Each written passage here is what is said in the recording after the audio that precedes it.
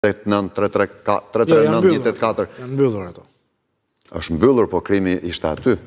E mori vesh i madhe i vogël. Histori pak ndryshe. S'është fare pak ndryshe. Në momentin ishte lojë prokurori të krimeve të rënda, në momentin që deputeti kërcënon drejtorin e shkollës, se do të heqë nesme nga puna po nuk u votua, përse ai quhet krim elektoral. Momentin që ministri aktuali drejtësisë, deputet aso kohë, Ndibër, i thoshte shefit komisariatit, ne dum për më nalë të burg dhe nuk shkon njëri në burg, kjo është kriminale. Momentin që i lejon të cenojnë zgjedhjet, siç ishte skema PSD, lutem, krimet zgjedhore. Këtu hym në terren realist. Unë kam denoncuar asfaltin elektoral. Këtu hym në terren realist, po dosja 184-339. Më dëgjoj pak. Ishte një abuzim nga prokurori atëhershëm. Fare. Është një dosje e fshehur për të shpëtuar bashkëpunëtorët e Tiranës. Ajo ishte se mbajmë si gazetar, prokurori kishte edhe përgjigjet e PD-s, nuk i nxori vetëm të PS-s.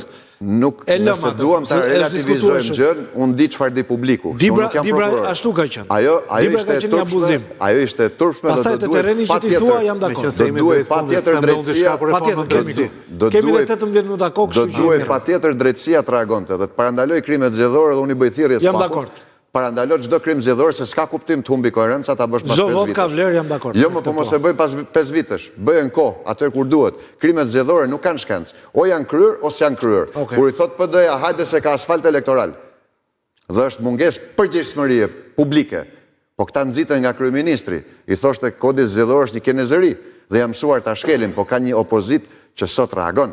Dhe unë ftoj Spakun të bëj detyrën, ftoj Spakun, zbatoj ligjin, mos bëhet ushtar politik. Ne duam drejtësi të pavarur, por do ta pastrojmë drejtësinë nga militantët e Partisë Socialiste se nuk e kanë vendin të pavarura. Pra, nuk do ta shkrini pa aprovimin e Venecias. Nuk koncept shkrirja apo terma të caktuar mos i lejoni që të keq përdoret për opinion për konsum politik. Zoti Berisha ka qenë më i egër, po tregojmë i but.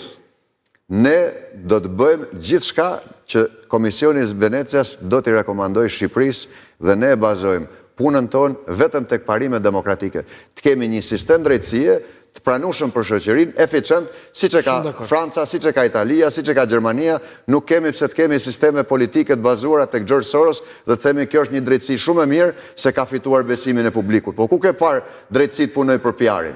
Ata janë të verbër, e ke parë atë statujen me shpat? Godet ajo, nuk shikon a mbeson publiku as mbeson publiku. I paguajmë 7.000 euro që të bëjnë detyrën.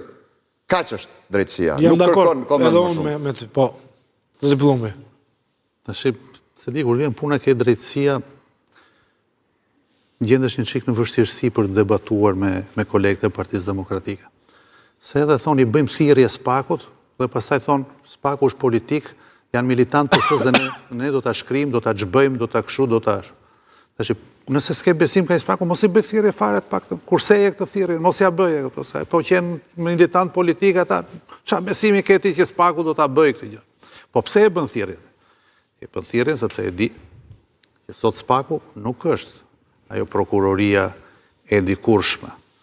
E di shumë mirë që drejtësia sotme nuk është ajo drejtësia e dikurshme kur drejtori i tatimeve drejtonte zyrën e tatimeve nga shtëpia dhe pse ishte në arrest.